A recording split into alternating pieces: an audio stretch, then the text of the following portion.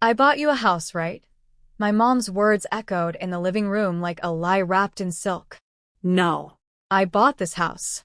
With my own hands, my own sacrifices, my own endless nights of work.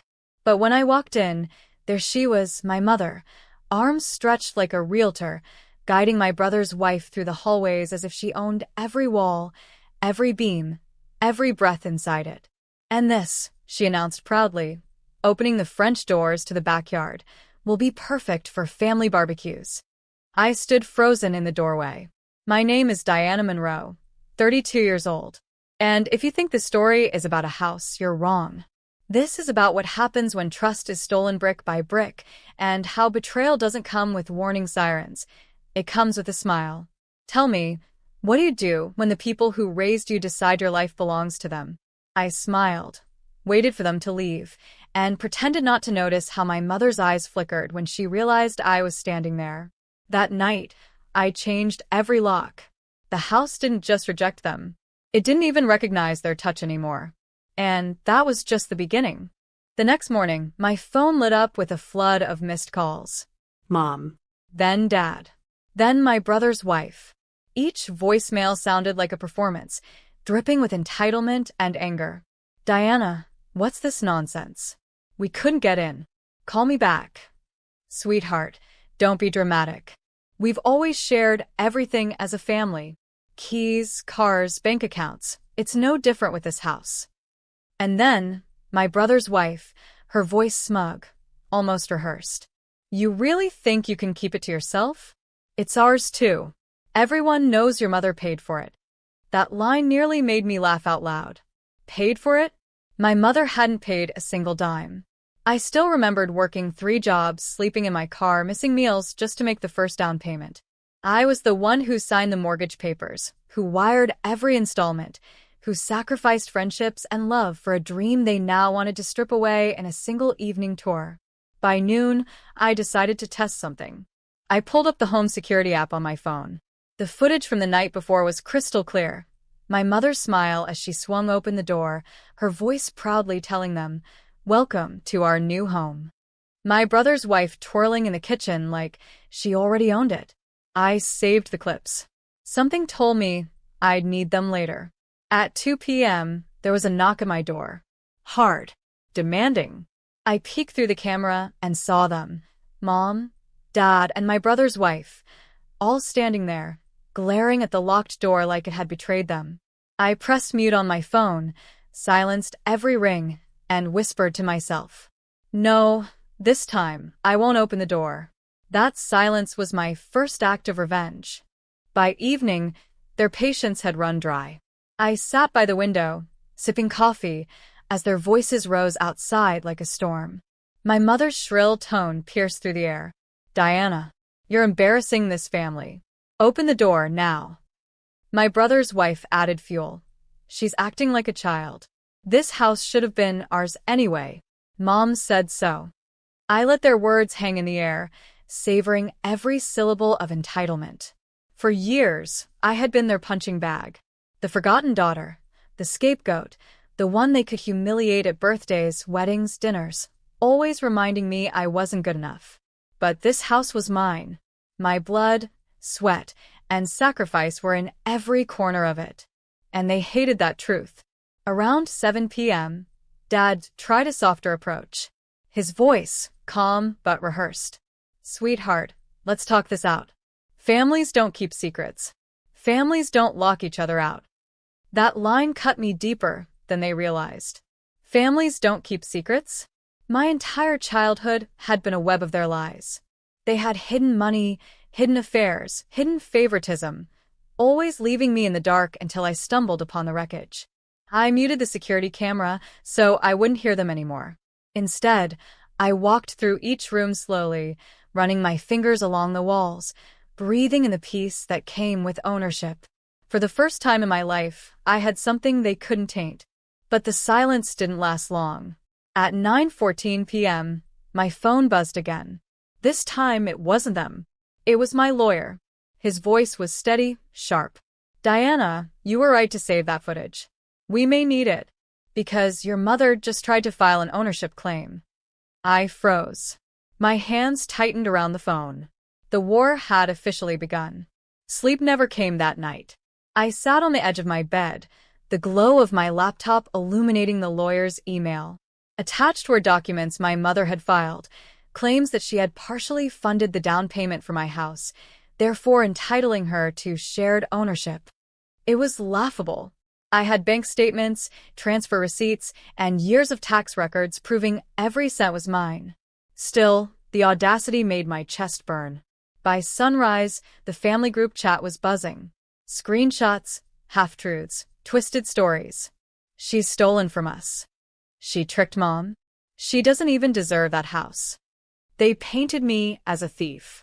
The same daughter they once mocked for being too broke, too stupid, too plain was now, in their eyes, a cunning manipulator who had somehow outsmarted them. At 8 a.m., I stepped outside for the first time since changing the locks. My brother was parked across the street, glaring at me like I was a criminal. His wife leaned over the dashboard, snapping photos of my home, like it was evidence. I didn't flinch. I simply waved and walked back inside. By noon, my lawyer called again. Diana, their claim won't stand. But we need to be smart. Keep every text, every voicemail. Don't engage directly. But ignoring them was harder than it sounded. At 3:47 p.m., my phone lit up with a voicemail from my mother. Her voice, brittle yet venomous. You think you've won? You're still nothing without this family. Don't forget where you came from. That house will be ours. I replayed it 3 times. Not because it hurt, but because it reminded me. They had spent years underestimating me. Now they were about to realize just how dangerous silence could be. The next morning, I brewed coffee and opened my curtains wide, letting the sunlight flood every corner of my living room. My house. My walls. My sanctuary. Across the street, my brother's car was gone, but the feeling of being watched lingered like smoke.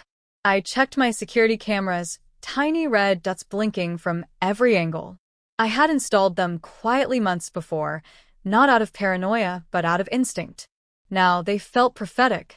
By noon, the footage delivered its first gift. My mother and brother had been on my porch the night before, whispering as they tried to pry open the lock with some sort of tool. Their silhouettes were clear, their muttered curses sharper than glass. I forwarded the clip to my lawyer without hesitation. He called almost instantly, his voice a mixture of outrage and admiration. Diana, this isn't just harassment anymore. It's attempted breaking and entering. If you want, we can press charges. I hesitated, fingers tapping the kitchen counter. Pressing charges would ignite a war. But then again, hadn't they already started one? By evening, the whispers spread wider. My aunt called, pretending to check in. Within 2 minutes she was asking, "Sweetheart, maybe you should just let them use the house for a little while. You don't want to tear the family apart, do you?" I laughed so hard I startled her. Tear the family apart? They had ripped me from it years ago. All I had done was finally lock the door they'd always walked through. As the sun set, I walked through each room of my house, touching the walls, the windows, the door frames. I wasn't just protecting 4 walls. I was protecting the only thing I had built without their claws in it. And this time I swore they wouldn't take it back. 2 days later, the confrontation I knew was coming finally arrived. I was pruning the roses by my front steps when their car screeched into the driveway. My mother got out first, dressed like she was headed to brunch, not battle. My brother's wife followed, her designer bag slung over her arm like she owned the place.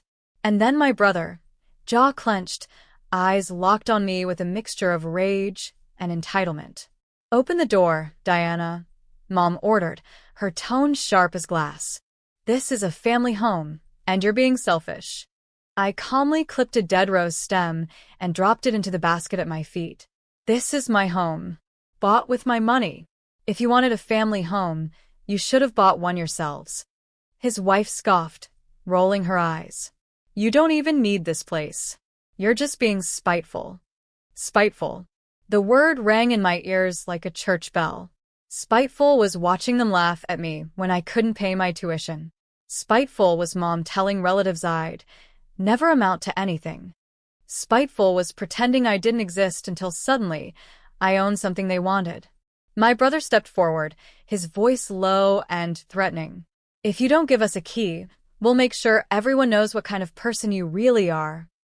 I tilted my head, a slow smile spreading. Funny. I was about to say the same thing. I pulled my phone from my pocket and held up the video, clear footage of them attempting to break into my house. The blood drained from their faces in unison. You think you can intimidate me? I whispered. The locks aren't the only thing that changed. I'm not the same girl you used to trample on. Their silence told me they finally understood. That night, I didn't sleep. Not out of fear, but out of the adrenaline rush of finally standing my ground. For years, I had been the one tiptoeing around them, begging for scraps of love, of validation, of belonging. Now, the roles had shifted, and they knew it. At 9:14 p.m., my phone buzzed. A message from my mother. We're family. Stop this nonsense. Give us the keys, and no one else needs to know. Seconds later, another text from my brother's wife. You'll regret this, Diana. Don't test us. I just stared at the screen, my lips curving into a smirk. Regret? They had no idea what regret even looked like. I opened my laptop and drafted a simple email. Attached were the video clips of their attempted break-in, along with screenshots of the texts they had just sent me, thinly veiled threats. The subject line was short, sharp, and surgical, for record-keeping. I blind copied it to the neighborhood association, my lawyer, and a contact at the local paper who'd been sniffing around for stories about the respectable family my mother always bragged about. When I hit send, I felt a weight lift off my chest. Years of humiliation, years of being treated like the family shadow, evaporated with one click. By morning, I knew the calls would start. Desperate ones. Angry ones. Maybe even tearful ones. But it didn't matter. Because for the first time, the truth was no longer locked inside me. It was out there, alive and breathing, and it would do what I never could. Make them accountable. And deep down, I wondered, would they even dare show their faces in public again? The next morning came with chaos. My phone lit up before sunrise. Missed calls from my mother, frantic voicemails from my brother, even a shaky text from his wife begging me to take everything down. But the chain had already been set in motion. By 8 a.m., my lawyer confirmed the video evidence and threats were securely filed. By noon, the neighborhood group chat was buzzing with whispers. And by evening, the article hit the local paper. Prominent family under scrutiny for fraud and harassment. Their empire of appearances, carefully polished for decades, cracked overnight. My mother, who once paraded me as her shame, was now trending online as a liar.